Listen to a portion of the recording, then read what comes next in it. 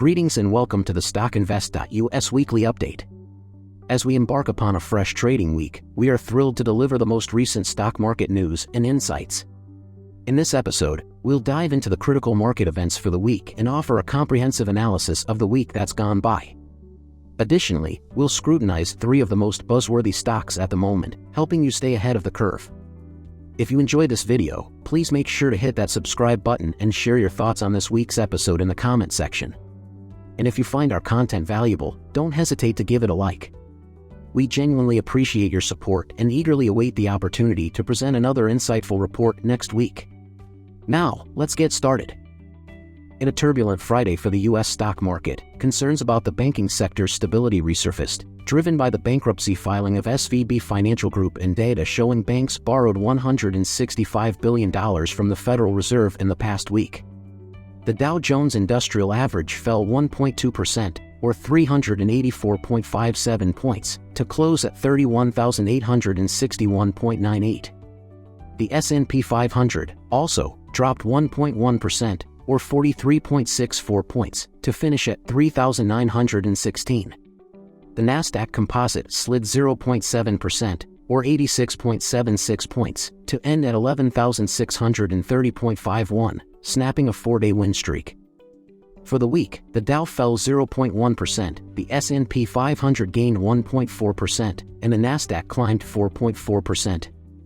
However, the Dow booked back-to-back weekly losses, while the Nasdaq saw its biggest weekly percentage gain since January.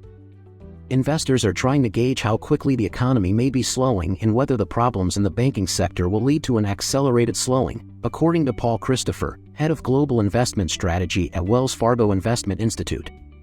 He said, "The markets are up and down all this week, and they're moving typically in big amounts because there really isn't any consensus on how the strains in the banking system will play into the economy." Meanwhile, the Conference Board said on Friday that the U.S. leading economic index fell 0.3% in February, marking the 11th straight monthly decline. U.S. industrial production was flat in February, data released by the Fed showed. The University of Michigan's latest reading on consumer sentiment showed consumers were more downbeat in March than at any time in the last 4 months. Amid the stock market's turbulence, some company shares stood out. FedEx Corp's stock jumped 8% after beating analyst estimates in its fiscal third-quarter earnings and lifting its profit forecast for the full fiscal year. Meanwhile, regional banks such as PacWest Bancorp and Western Alliance Bancorp faced pressure, with PacWest falling almost 19% and Western Alliance dropping 15.1%. In other megacap tech names, Microsoft Corp shares rose 1.2%, Alphabet Incorporated's Class A shares gained 1.3%, and semiconductor giant Nvidia Corporation advanced 0.7%. And now let's dive into the latest news and updates about the commodities markets. In the markets today, we saw oil prices fall to their lowest point in 15 months, signaling concerns around the global banking sector's risks and the potential for a recession that could lead to a decline in fuel demand. Brent crude futures for May settlement dropped by 3.2% to $70.65 a barrel, after reaching its lowest point since December 2021. Last week, Brent fell almost 12%, marking its biggest weekly drop since December.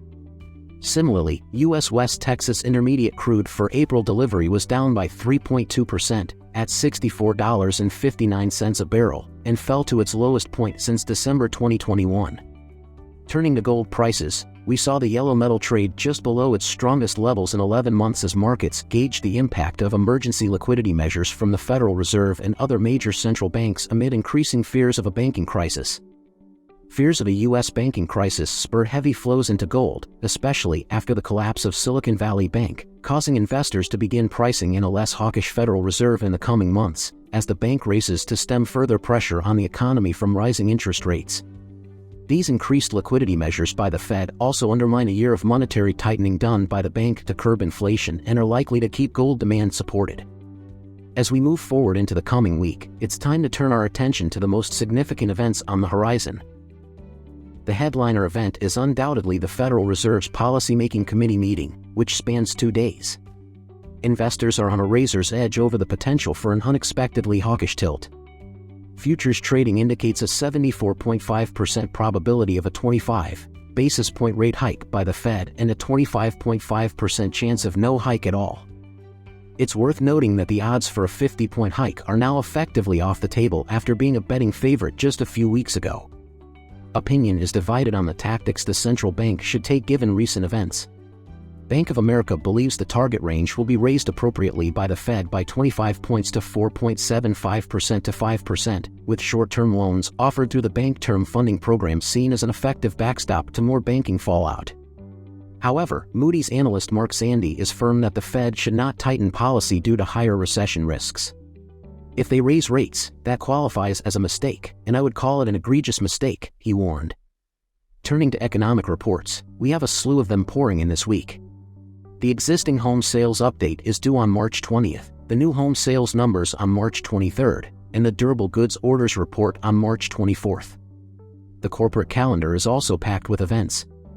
One of the biggest is NVIDIA's GTC conference, where the chip maker's latest advancements in generative AI, the metaverse, large language models, robotics, cloud computing, and more will be discussed. Nike will also report earnings, and investors are looking to get a beat on how demand and inventory trends are holding up for the Dow 30 stock. In addition to these events, Hyzon Motors and Workhorse Group are near the top of the list of stocks with the highest percentage of short interest outstanding. Credit Suisse's survival odds are being bet on by investors, with options trading spiking over the past week. Finally, we have some IPOs to look out for, including Chinese park operator Golden Heaven Group, Singapore-based real estate brokerage firm Omi Home Ltd., and contract logistics services Qingfeng Development. Let's shift our attention to three highly discussed stocks that are currently at the forefront of everyone's minds and frequently searched for on StockInvest.us. You can find a detailed analysis of these stocks by simply entering the ticker name in the search bar on StockInvest.us. On Friday, shares of First Republic Bank experienced a sharp decline of 32.8% from $34.27 to $23.03. The troubled bank's credit rating was cut deeper into junk territory over the weekend, with S&P Global Ratings stating that the recent $30 billion rescue package doesn't solve the bank's substantial liquidity and funding challenges. In a bullish trend that extended into Monday morning trading in Asia, Bitcoin briefly breached $28,000 over the weekend and helped increase most of the top 10 non-stablecoin cryptocurrencies. This surge in Bitcoin comes amid growing concern about the state of the global banking industry, with several central banks over the weekend coordinating an effort to inject cash into markets to ensure liquidity. On Friday, NVIDIA's stock price increased by 0.72%, reaching $257.25. This marks the fifth consecutive day of gains for the stock.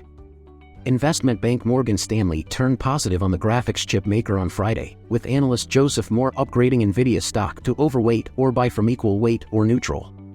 He also raised his price target to $304 from $255, citing the company's continued growth in AI spending.